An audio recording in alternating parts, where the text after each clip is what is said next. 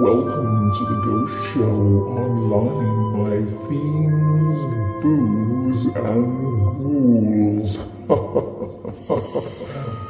Your hosts, Seika Groves, Rachel Benter, and Ian Russell will discuss all things paranormal. Prepare to be afraid.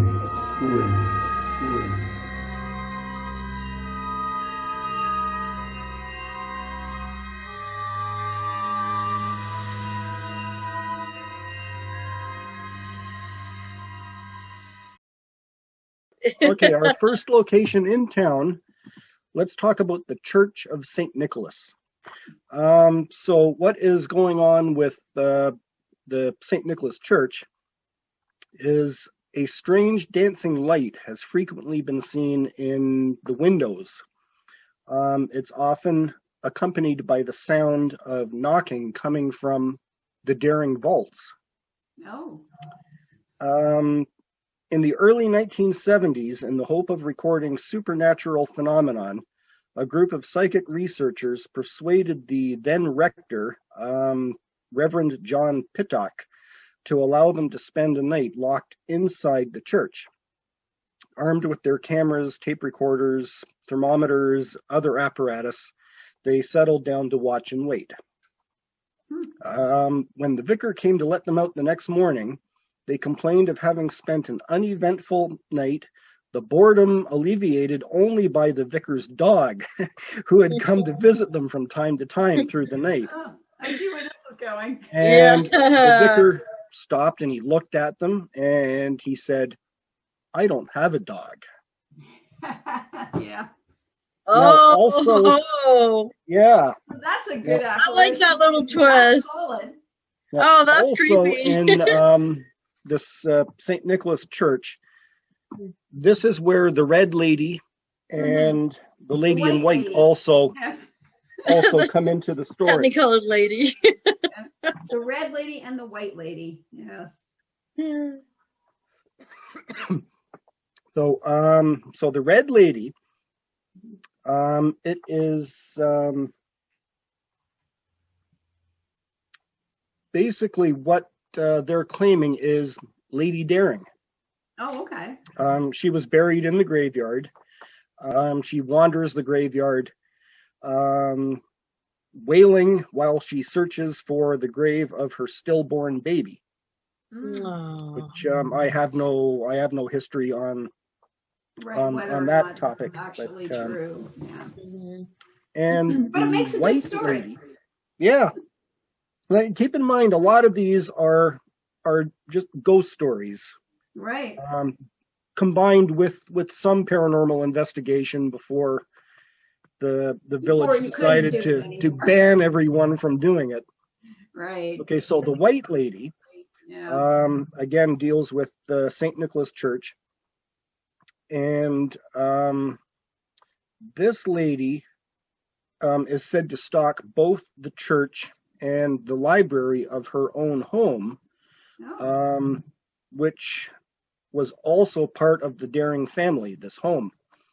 The grand house was destroyed in a fire in 1952, but her spirit is reportedly seen by staff from the U.S. Embassy, who used the property as a base from time to time. Back from Midsummer Murders.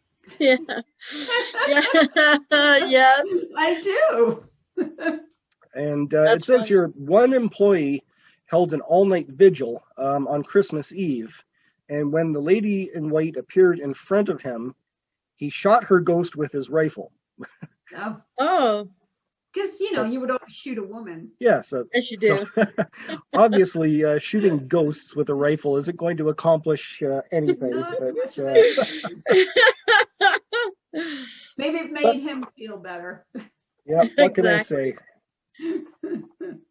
That's funny. That's kind of funny, though, because there was a Midsummer Night's episode that went back to when the U.S. were using it as the embassy. And there was some kind of ghost story because a tour guide was taking people through the site talking about the ghost. So that was right on the TV show. That's If you cool. haven't seen it. Wild. Isn't that awesome? That's so clever. I know. So they kind of tied in the story of the town itself with the episode of the show, which was kind of cool. Clever. Mhm. That's clever. Yeah. Okay, the next place in the village we're going to talk about is called Greystone. And Greystone is haunted by a monk who Oh, okay. drifts among the surrounding trees. He is said to have lived in Tudor times and is reputed to have fallen in love with the daughter of a neighboring property. Isn't that always Um, the way? She died under tragic circumstances, and he just sank into a state of bitterness. His only solace was to walk the green fields and the leafy lanes where they had enjoyed so many romantic interludes together. As time passed, he sank deeper into depression, pining for his dead lover, and finally died of a broken heart. His ghost continues to wander the neighborhood and was last seen in 1989 by an American journalist who glimpsed the unmistakable brown-robed figure drifting behind the house. Now, how did they know it wasn't Friar Tuck? No. Could have been. Yeah, exactly. So wait, so how did his supposed girl die tragically? Do we not have any details on this? You gotta know. You know, Mystery. it's a mystery. Nope, that I do not have that information. Darn. That's one we'll have Oh. to look up, Rachel. We'll have Yeah. to get to the bottom of that. Oh, twist. yes. You know, Go down the rabbit hole. the monk and the dead lover. That would be interesting.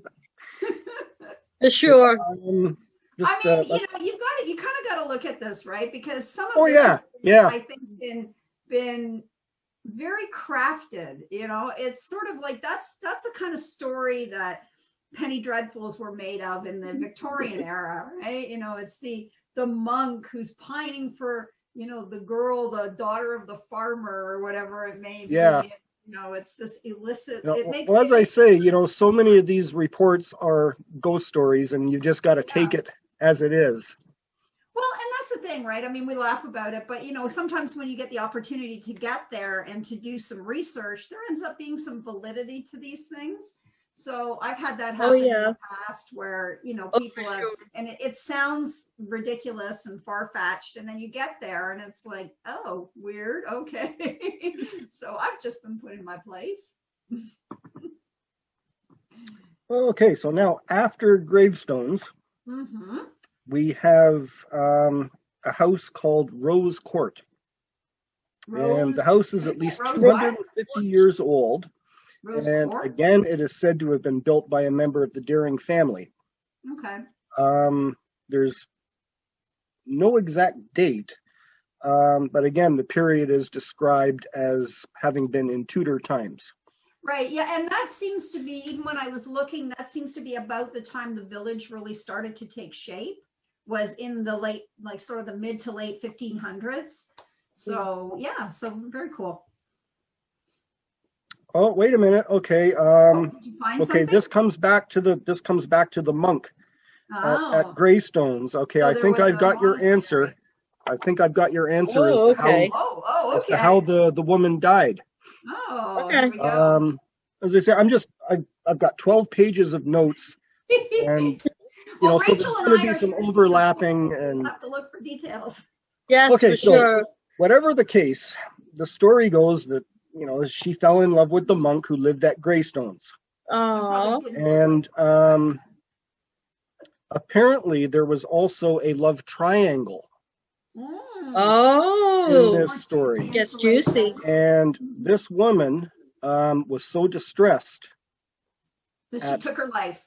Yeah, as she did. She drank a fatal cocktail distilled from the juices of ivy and other poisonous berries. When her body was discovered, it was apparent that in her final moments, she had been spent looking across the field to where Greystones was.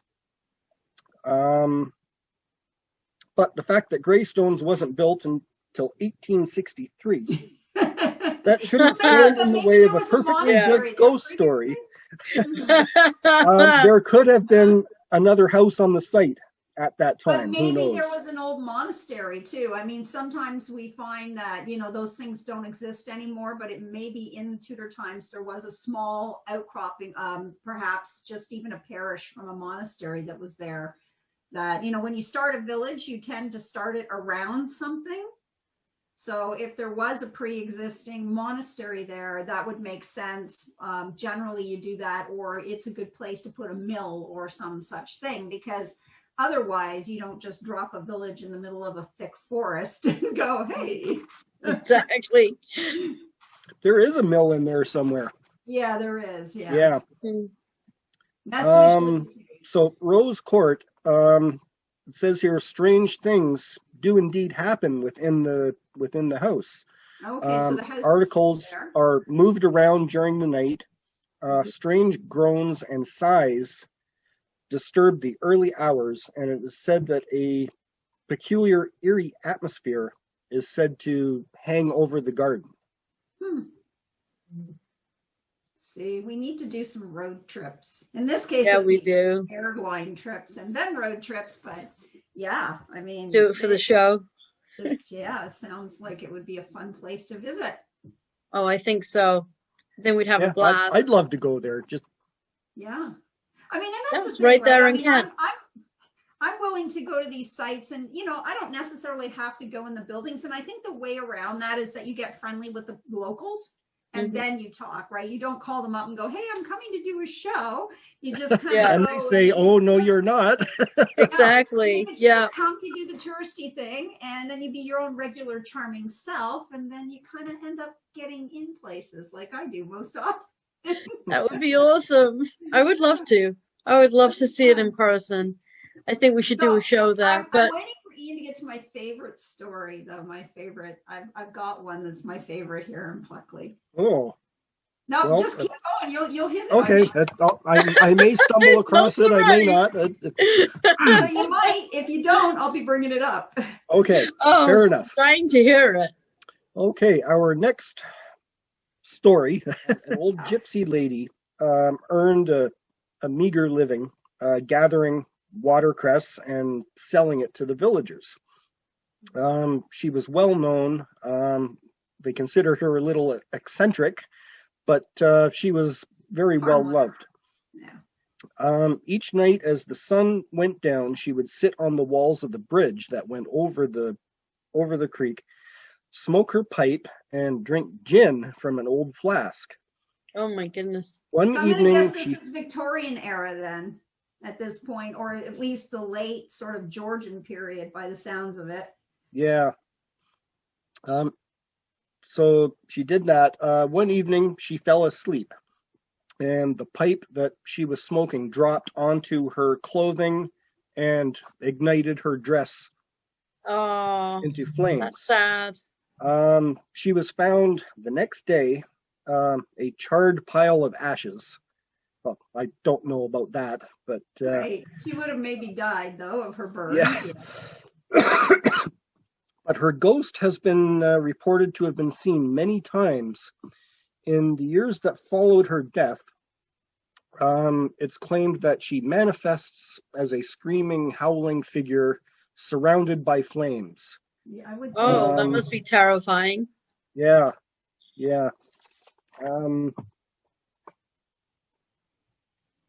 Now, see, I find that story interesting too, but and just to touch on that, because how many women perished in the Victorian era from their dresses being caught on fire? It's actually a really common. I had no idea. Yeah, because right, they're not fire and resistant. The ember would land on the dress, and of course, in those days too, depending on what the dress was made from. A lot of the green was set with arsenic, and so it would be very flammable on the fabric, and it would just there's been some horrific deaths due to women burning up in their dresses. How sad is that? Bizarre. I mean, it's not something that but when you go to look at those records, that you will find deaths through Right. that exact thing. Okay, next we have Let's see. the you ready? Highwayman. That's the one. That's my Ah, Okay. love a good highwayman story. Well, I'll tell you what I've got here, and then you can All right. debunk it or whatever. No, I this is my favorite story from Pluckley. Okay, so the Highwayman, so the story goes, was pursued across the fields by the forces of law and order and made his last stand with his back to an oak tree that stood there until recently. Mm-hmm. He put up a tremendous fight, but was finally overpowered and run through with the cold, sharp steel of several swords. In his last desperate battle, it is from time to time repeated before startled witnesses who pass that spot in the early hours of winter evenings. They see his lifeless body slumped forward and pinned to a phantom tree by a large sword that protrudes from his chest. Yeah, come on. It's so good. Oh. It's the Highwaymen. I love Highwaymen. It's like Me pirates. too. I have a thing. Pirates, Highwaymen are land pirates. You know, that's Yes, the they story. are. But Just like I the like panache of a highwayman. of the visual. So here's my thing with this, being a person who's a battlefield archaeologist. There's a number of things with that, you know what, at the time period, it could most certainly happen, because even as a highwayman, even if you were carrying 4 or 5 or 6 pistols on you, they're black powder. They don't always fire when they're supposed to. And once you've fired them once, unless you're the world's fastest muzzle loader, it takes you a minimum of probably between 20 and 50 seconds to reload. So if you've got angry people coming at you with brandishing large shiny swords, yeah, the likelihood is that even if you fired, and they didn't have a rifled barrel, so aim was, you know, you had to have somebody that was in fairly close proximity, within maybe 5 to 10 feet, to actually have some kind of accuracy. You know, it's just, I can kind of see this whole thing play out, right? For me, it's kind of an exciting thing where, you know, this highwayman's been chased down and he's finally, you know, whether he's on his horse at that point, it doesn't say, although there seems to be a horse sometimes in the story, I hear. So I wonder if he was riding his horse and, you know, they blocked his way, like maybe they were waiting, ambushed him, and he, you know, was pulled from his horse or fell from his horse, whatever the case may be. But, you know, you can sort of see this lone guy sort of fighting for his life. And like I said, even if he's got 1 or 2 or 10 pistols, at that point, you can only shoot so many. And yeah, you're really going to meet your end against this tree, right? So Yeah. I had a Pluckley, I'm looking for this guy. Well, that's interesting because there's actually been reports of the sounds of horses' hooves. Yes. On the road in the middle of the night. And it makes sense to me, right? A highwayman is not often on foot. He's generally on horseback and dismounts his horse and then perhaps robs the coach, or even rides right up to the coach and disembarks from his horse onto the coach. But, you know, this kind of whole story, it's kind of one of those romantic ghost stories with a, you know, it's got swashbuckling, you know, I'm a sucker for a highwayman. I love that. It's the whole panache. I like those kinds of stories. You know, Me too. It's, while they're tragic, there's some, you know, there's some resistance there, right? It's not like a lady killing herself with poison over her monk boyfriend who didn't bring her a bottle of champagne. No. These things happen. They do. I don't know. Truth is stranger than fiction. And I can only, you know, but here's the thing too, right? If you think about this energetically in terms of doing an investigation, right? You know, when you get these stories like somebody's wandering in a church looking for a baby in a graveyard, whatever the case may be, that there's energy there, but I don't think there's energy like something like that incident where you've got numerous people chasing someone down. They're fighting for their life. They're at last moment. That seems to encapsulate in a location a lot more energy than some other instances, right? If you pass quietly, or even if you commit suicide, for the most part, you're passing on your own. So you don't have this multiple buildup of energy like you would in the case of the highwayman, right? So that'd be a fun spot to actually locate and stand. Oh, for sure. Especially if he whispers that, a certain phrase, if you're going past where he was, where he died. Right. I'd love to look into that more, for sure. That would be fun. There you go. Some great stories so far. Story. Yay! Yeah. Okay, next we have the Blacksmith's Forge Tea Room. And Wow, this that's a building's, mouthful. what's that? I said, that's a mouthful. The Yeah, blacksmith. it is. Get some coffee here. That was too much of a mouthful. I have my Salem cup today. Oh, very nice. I need one of those. I Well, as have we're a talking about full. Pluckley in the UK, I have my Monty Python coffee. Oh, I mug. love Monty I Python, love my the Pythons. favorite. Yeah. I love Monty Python. He's great. Nice. Okay, so the Blacksmith's Forge Tea Room. There, I said it again. Well done. Get an award.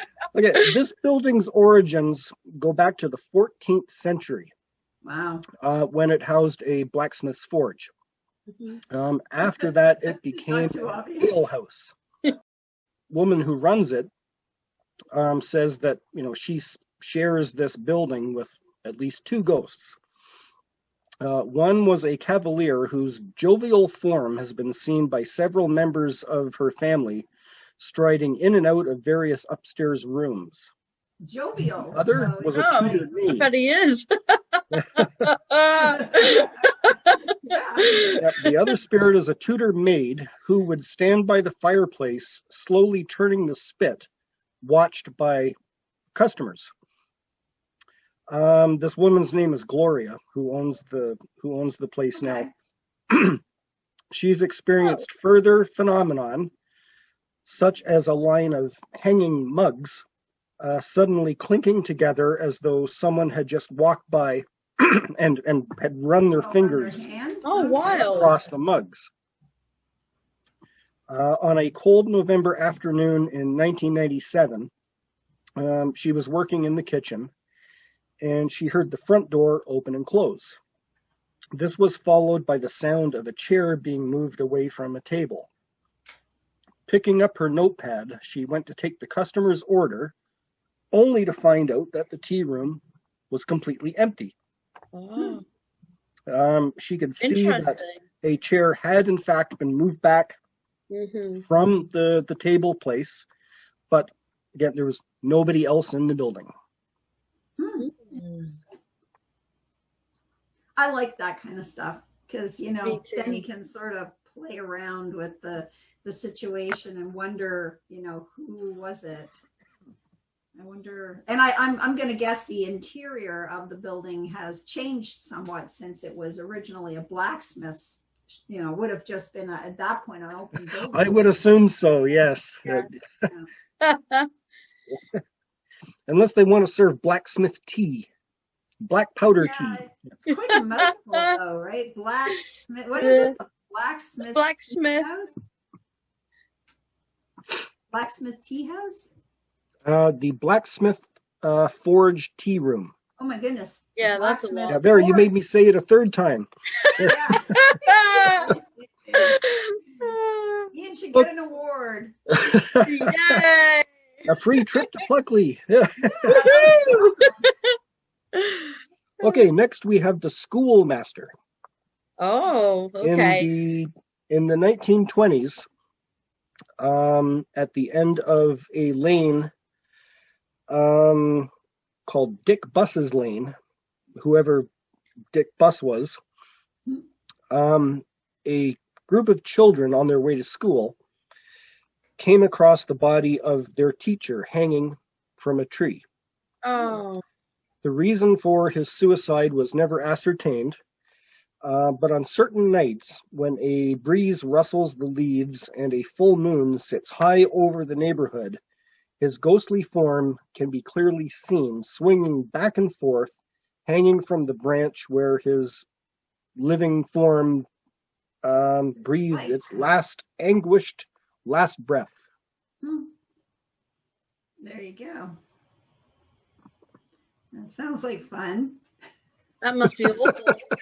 Seeing your teacher's dead body, that would be pretty horrific.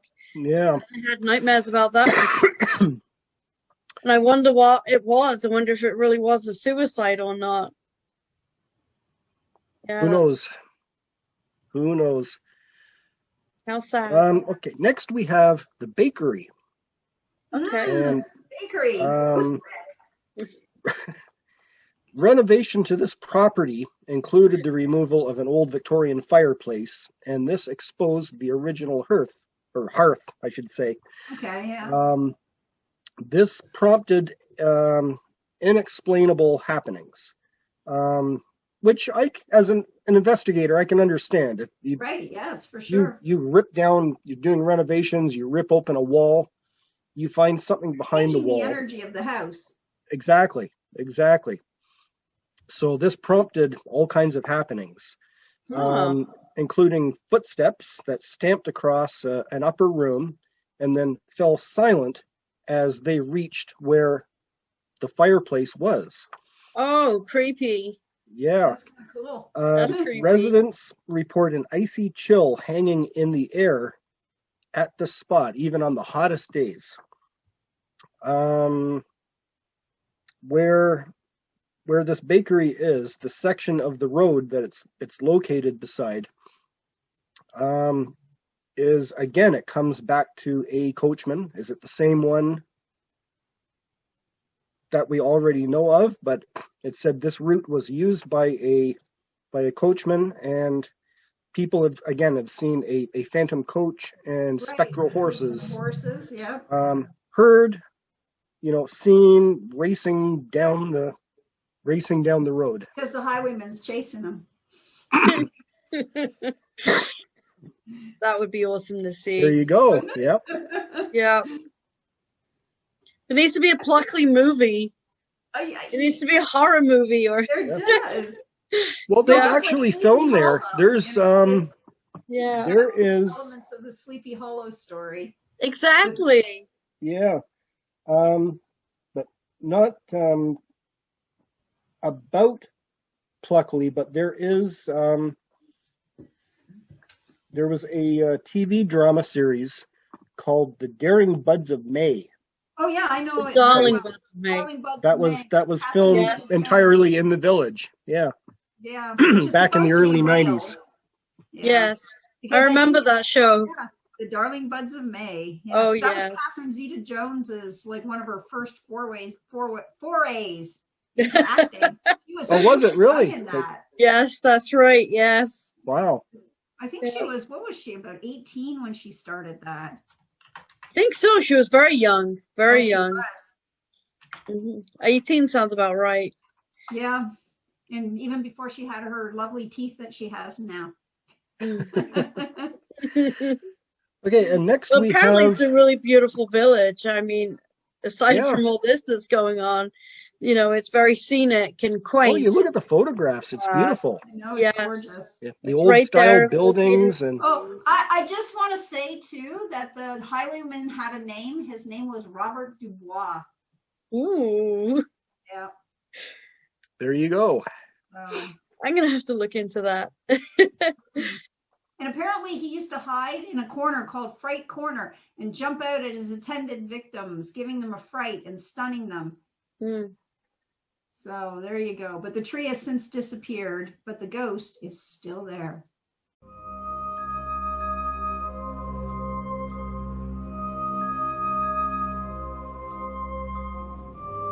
Thank you for watching The Ghost Show Online.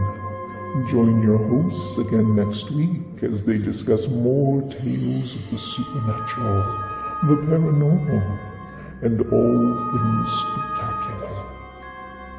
See you soon. See you soon.